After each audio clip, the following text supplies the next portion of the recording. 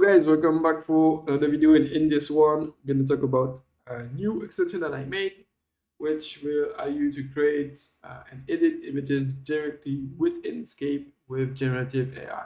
So it's an extension that you will find in Generative. It is called AI Image Generator. Once you have installed it, you will be able to see it. Okay, and the UI is like this. You have different modes, but now let's just generate an image based on this prompt. Okay, so the idea is choose the mode, you enter a prompt, and then you click on apply.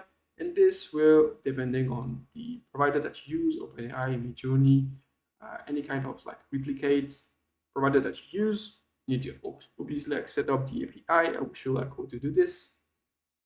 And then you wait like a couple of seconds, depending on your internet connection and the different input parameters that you used. And then you will see the image directly inside your Inkscape. Okay. So as you can see, this is like the image that was generated, which is actually quite nice. It's quite following the prompt that we put inside the UI. Now let me go through like the actual thing that we can do. So we can generate images, of course, but we can also edit images. We can create variation of this image, and we can like change completely the image based on another image. Okay. Also, what we can do is change different AI providers. So you can have like Stable Diffusion, Flux, local. Currently, the local one are not supported for now, but in the future, I will make sure that this is supported. But for the local ones, you need to have like a computer that, or laptop or workstation that is enough for computing like the diffusion model locally. So yeah, I think maybe once there is like more small model that are able to run on like on everyday computer device, like normal device, I think I will like add this setup. Okay, so that's it. Once you just choose this, then I wish you like also configure the there is a simple config.json file that you need to fill with your API key inside. For my case, I do have like one with an OpenAI API key because I'm calling DALL-E. Okay. Then for the rest, it's for the image description. So this is the prompt, generated this image. This is the negative prompt, what we want to avoid, and this is the instruction for when we want to edit the image. Okay. So for the editing part, I will be showing you like how to do this later, but you need to make sure that you tweak the model parameters and like you can try multiple times because it's not very like easy like to tweak the image and have like a good image rendered when you edit it. Okay. Now this is the part where we choose the model. So for example, we choose a provider. It can be OpenAI, it can be Replicate, it can be Flux, whatever you want, and then we need to choose like the exact model, and then the image size. Okay. So for example, for DALL-E, tiny will not work. So for example, if we go here, you need to make sure that you remember like the different sizes that are possible for the model, and you just get like an error if you want to try this. Okay. You have like the custom size. You can use it like yourself with like having, for example, if you want a rectangle with different width, you can. So yeah, basically you can choose the model and have like parameters for image size. You can also change the quality here and change the style. Okay. For the more advanced parameters are just the parameters that are meant for the diffusion model. So basically, if you want to have things that are better quality, you can change the sampling step. If you want to change the transformation, like the scale, you can change this to 1, so it will change the image like with like harder strength. And if you have a low value, it will change just a little.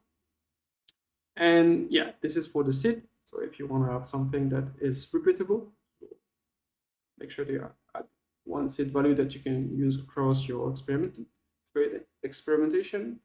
And yeah, number of images it can produce in a row. So if you want to have like one or multiple images in a row, okay. So that's the advanced part for basically like tweaking the model. And now we come to the part where we can basically edit the image. Okay. So for example, let's edit like maybe what we can add is yeah, maybe bottom half. We can maybe add like more books. Okay. And let's go to the prompt. Add more books. And I will be showing you like what I mean by like the model not like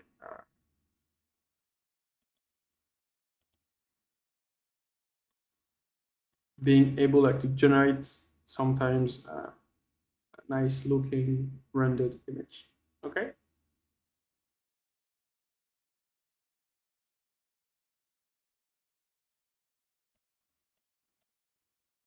So it did some stuff here, not like a lot. So let me show you like what I mean by this with maybe the end painting that we will see.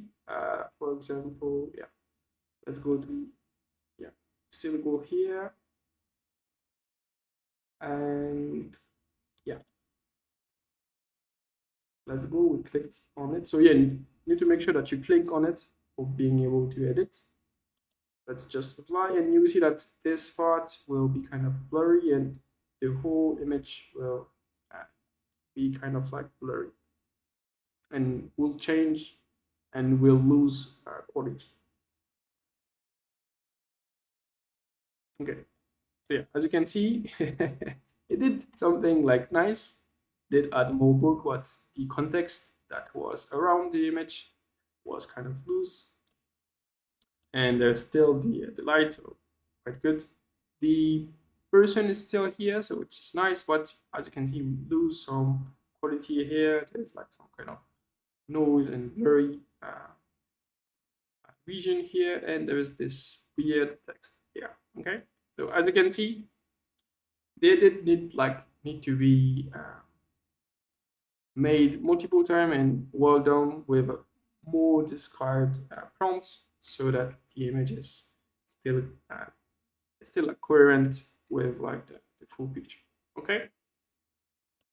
And the last thing is for the saving. So most of the image that we generate and we update are saved into the disk, so we do not lose them. And it's saved like in the folder that you use. In my case, it's saved here, and all the image have this prefix with the timestamp where they were generated. Okay. Last thing is the placement. So basically, you can have like positioning center of the canvas, and you can choose like top left, top center, top right, so on and so forth. And you can also choose like the option for fitting to canvas, having things larger or having like custom size based on your canvas. Okay, so this is basically like how this works. And now what I'm going to do is I'm going to show you like how to install this inside Inkscape. Okay. So to do this, let's go to the browser. And what you need to do, basically it's simple. You just need to copy this, just clone this code, and you will need to just like copy this, and this, and place those files inside the Inkscape folder for the extension. Okay, quite simple. Just clone this repo, and then come back to Inkscape. And in Inkscape, what you do is you go to Files. Sorry, you go to Edit, go to Preferences, and then small dialog window will open. You go to System, and you will see User Extension. Click Open, and then what you will be able to see is different extension that you have maybe installed. Or if you do not have any extension, this will be empty. And what you do is just create a new folder. You call it like maybe image gen, whatever you want. In my case, I call it, let me show you like what did I call it? Yeah, image maker.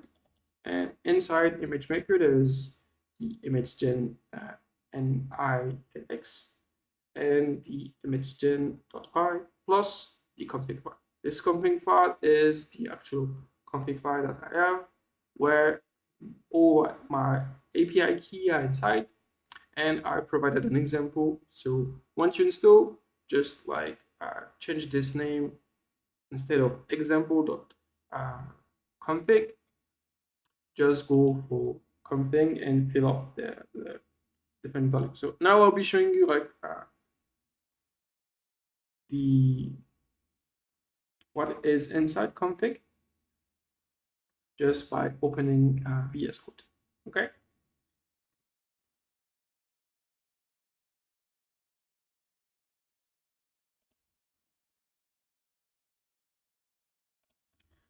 Okay.